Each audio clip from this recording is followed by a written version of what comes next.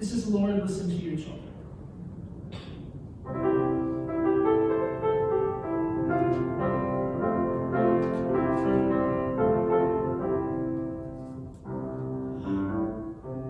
Lord, listen to your children pray. Lord, send your spirit in this place. Lord, listen to your people playing. Send us love, send us power, send us grace. Something's gonna happen like the world has never known, where the people of the Lord get down to pray. A door's gonna swing open and the walls come tumbling down, when the people of the Lord get down to pray. If you want to join me, go ahead. Lord, listen to your children pray. Lord, send your spirit in this place. Lord, listen to your children pray. Send us love, send us power, send us grace. God's gonna take over. God's gonna take control when the people of the Lord get down to pray. Gonna move the mountains, gonna make the waters roll when the people of the Lord get down to pray. Lord, listen to your children pray. Lord, send your spirit in this place. Lord, listen to your children pray. Send us love, send us power, send us grace. You're gonna know it when the Lord stretches out his hand, when the people of the Lord get down to pray. There's gonna be a brand new song of victory in this land, when the people of the Lord get down to pray. Lord, listen to your children pray. Lord, send your spirit in this place. Lord, listen to your children pray. Send us love, send us power, send us grace. Lord, listen to your children pray. Lord, send your spirit in this place. Lord, listen to your children pray. Send us love, send us power, send us grace.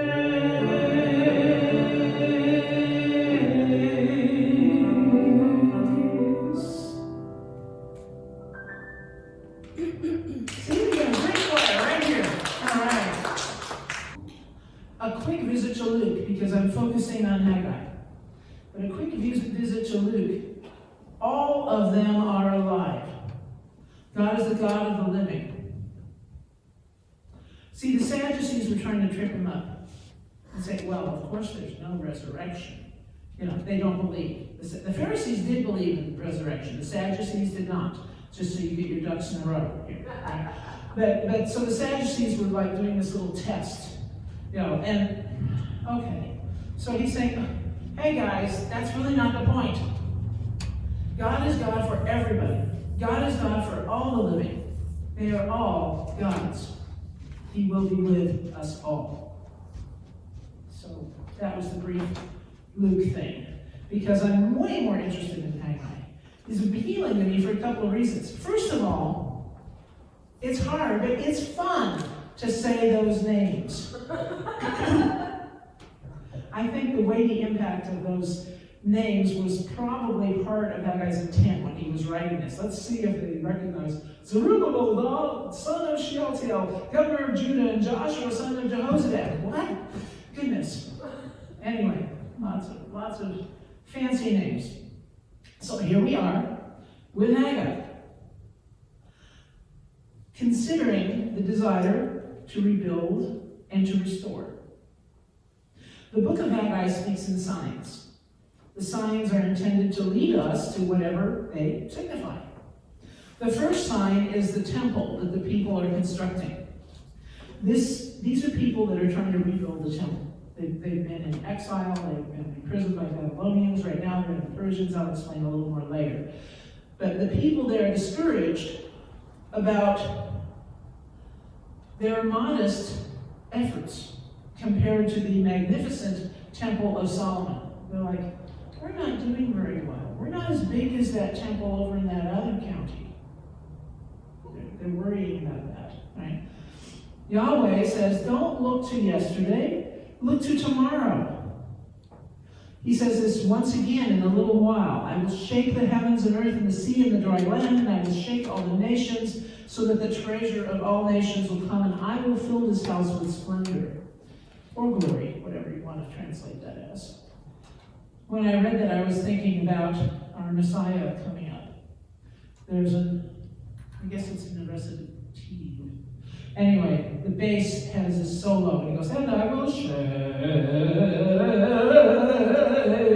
The notes are really shaking notes. The sea and the dry land. Except it's even lower than that. As soon as I read it, I heard that in my head. I was thinking, what an enriching thing for me. Thank you.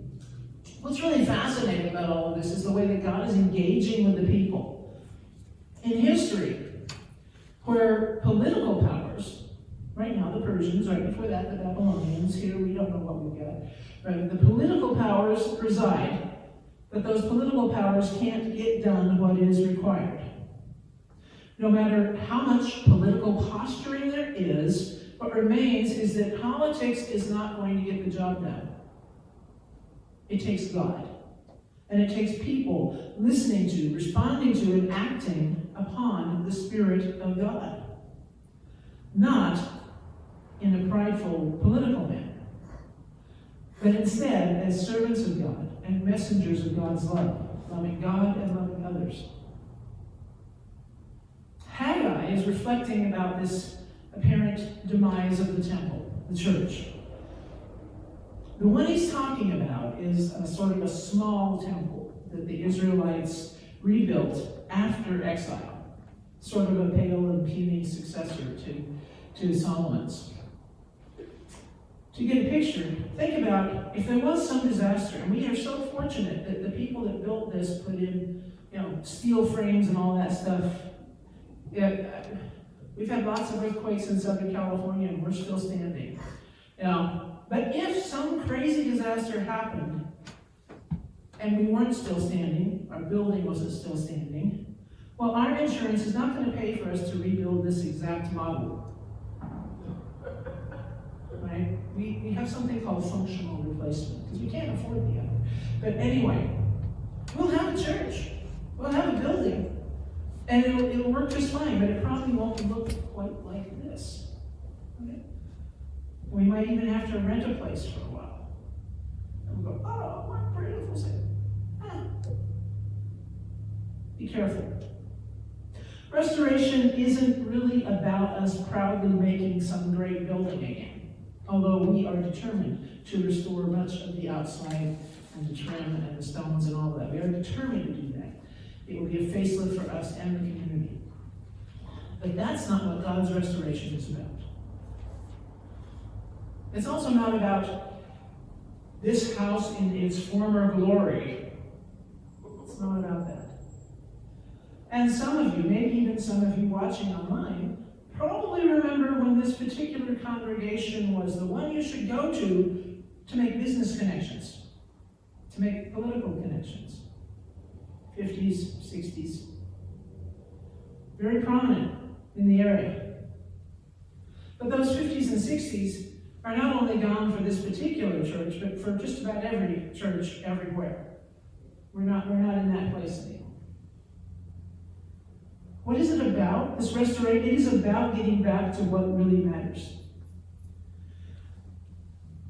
The message being proclaimed is that the glory of the rebuilt temple, this is in Haggai, God speaking through Haggai, the message of the rebuilt temple will be greater than the glory of Solomon's. But the greatest part of it is going to be the presence of Yahweh, the presence of God. I know, we want to look back. We want to see every pew full. Yes, come to church. We have an idealized idea. And sometimes we look at a contemporary church and we think, oh, there's just not much going on. But you know what? There is a lot going on. God's grace and love are here. And we should realize that our perception of past circumstances is influenced by our attitudes towards current conditions. We've been through all sorts of stuff. Bethel is a church. The country, the world. COVID is the big elephant in the room.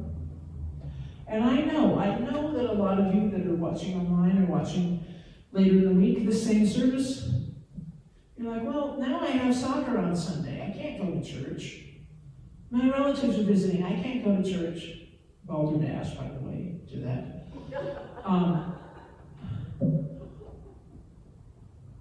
I'm too busy. Balderdash to that too. All right? But the thing is, why were they here before? What's the purposes of our being here? It's for fellowship. It's for holding one another up. It's for meeting each other's needs. It's for worshiping God. Quite honestly, it's not to make political connections or business deals. That's not why we're here. It's not to gather the greatest offering in the world so I can have a new jet. My old jet is broken. I want a new jet, please. It's easy. Maybe our past wasn't quite so great as we remember. Great to have a lot of people, but what were those people accomplishing? I sometimes compare that age and that influence. Sorry, squirrel, side story. I was growing up in some of that era. A little later, late 60s, early 70s. But I got disgusted with the church. I was one of those typical teenagers who's like, bunch of hypocrites. All they care about is whether I have nylons on. And I was allergic to nylons. I couldn't wear them. All right, so I got all disgusted about all of this. And I started doing like church in the park and all that kind of stuff. So even then, I was searching. I didn't find it yet at that time, but I was searching for something real, something authentic. And I didn't care that we had 27 in our youth group, because all the youth group cared about was what was I wearing and did I have my nylons on. Couldn't have cared less. So maybe it's time to rebuild with authenticity. Maybe it's time to rebuild with focused hearts. Part of what I think was happening in Haggai's time was that the Persian Empire, they came after the Babylonians. And they were sort of benevolent. Here's some context for that. During the Babylonian captivity, talk about big words, the temple was destroyed, completely just flattened. The conquering army that came through just decimated, dismantled everything in their path, and they took everything of value for themselves. That's part of why God mentions it. The silver and gold are really mine. Don't even worry about it. They weren't content just to get a place to come in. They tore down the walls of the city of Jerusalem. Every structure that had any significance was pillaged and leveled. The royal residences, the temple, those were their ultimate goal, and they brought those practical, symbolic, and central structures to the ground. Rubble. No metal or gem worth keeping was left. They gathered all of those. They killed all the people in authority, including the high priest. The Babylonians not only conquered, they ruined everything that had been treasured by their foe. For contemporary reference, I think about the first weeks of Russian aggression against the Ukraine. I have been looking at pictures of a city in Ukraine in before and after state. The before could have been any big cosmopolitan city in the world. Modern paved roads, impressive buildings, both old and new. People stopped at cafes, moving down sidewalks, traffic, familiar looking traffic. Even the clothing pointed to a modern nation, very fashionable. The after told a completely different story. The vibrancy of that recent past gave way to a place that was just washed out, as if some sort of gray filter was over it.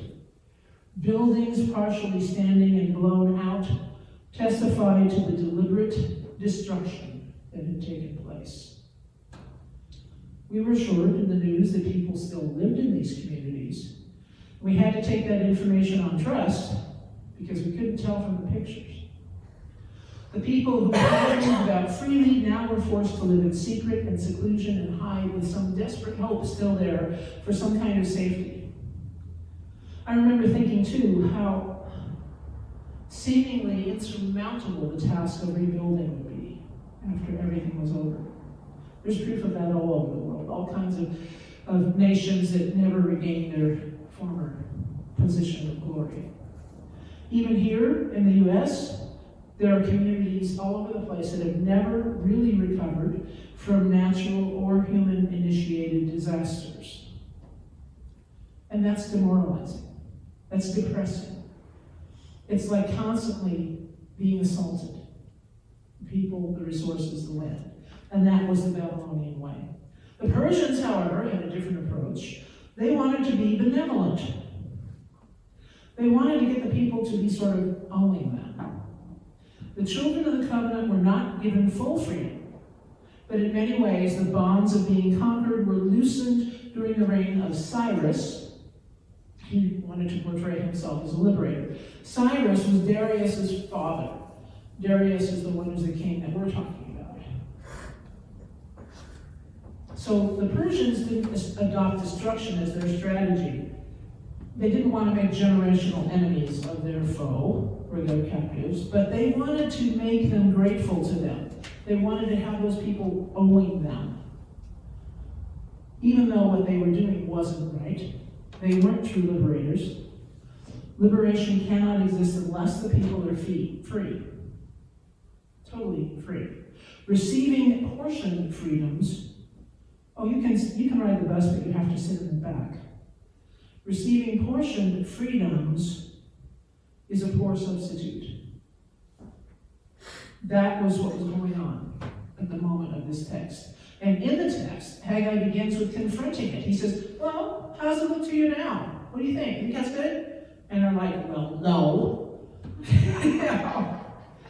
They're very discontent. They're not happy with their rebuilding project. They're frustrated. Things keep getting in the way. They can't finish. Sometimes we probably look to the past and we kind of amplify the good that was the past, that was in the past, just to encourage ourselves about the present. And that's okay. But it's not particularly effective. It also engenders discontent. So, how do we restore? How do we get back to the glory days? Well, we can apply Haggai's call to faith, his call to pay attention to the promises of God, but in our own time, here and now.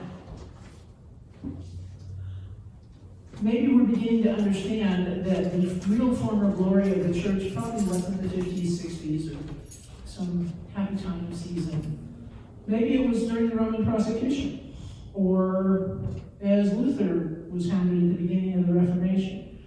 But maybe, just maybe, it was really when the passion of the early church was so astounding and energetic that nothing could stop the people of God from truly following the Spirit and from listening to a God that was and is still speaking.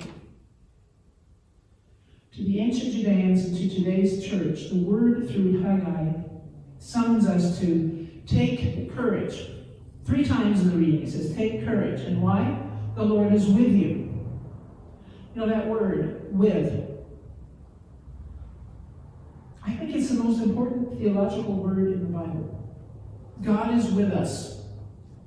This is the Old Testament's constant story, the very nickname that Jesus was giving, Emmanuel. Emmanuel means God with us. And his parting words at the Ascension, I am with you always, even to the end of the age. God doesn't fix everything or shelter us from unpleasantness. We've got to deal with that. But we can because we know God is with us. And somehow, that ultimately is enough. The promise, the latter splendor will be greater than the former, is ostensibly about a, way cooler, more magnificent temple yet to be built. How many of you have heard of Justinian? A couple people. Justinian, long time ago, philosopher, scholar, theologian, made a remark when the Hagia Sophia was finished. Beautiful, beautiful place in the Middle East. All kinds of colorful tiles, just gorgeous. Look it up. Hagia Sophia. Sophia. Oh, Solomon, I have surpassed you, is the remark. And it is a glorious place, the Hagia Sophia. Glorious place. But you know what? It is nothing compared to the glory and the love of God. You can come in. To speaking, you're welcome to come in. I'm sorry, do you have a Spanish service for my mother? No, we do not. I'm very bad at Spanish. But you're welcome to come. We do have a couple Spanish speakers. Yeah, no, that's We're just finishing up our sermon, and then we're going to have communion, and you'll be welcome to participate with that and pray. Oh, okay. I'm so sorry I have no, Thank you so no much. decent Spanish. No worries. Me llamo Silvia. That's it. Thank you. So, Haggai's promise. We could read it as if it's about the end of the world. We could read it as a transformation.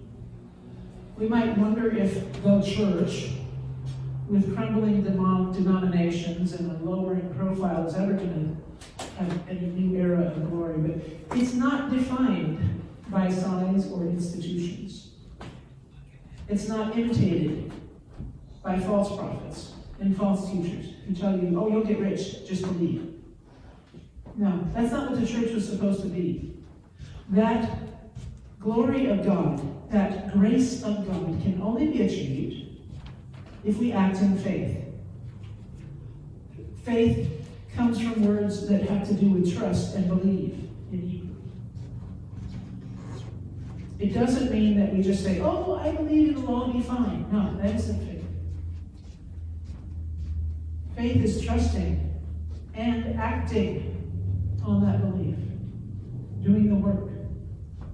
Have courage and follow God, 1 day at a time, 1 hour at a time, 1 minute at a time. We listen to the still speaking God and we act. We do. No matter what, we know the promise and we know the voice. There's a theologian named Frederick Buechner. He had a quote that I think might actually apply. Maybe the best thing that could happen to the church would be if all the buildings were lost, the bulletins blown away by the wind, the institutions all gone, and then all we'd have left would be Jesus and each other, which was all we had in the first place. The lessons of this: the old temple was gone. The old glory was gone. But you know what was there? God. You know what is here? God. And what else? Jesus and each other. We can always fulfill those most important 2 commandments, which are, what's one of them? Love the Lord with all your heart, soul, mind, and strength. Thank you. And love your neighbor. Yes, thank you.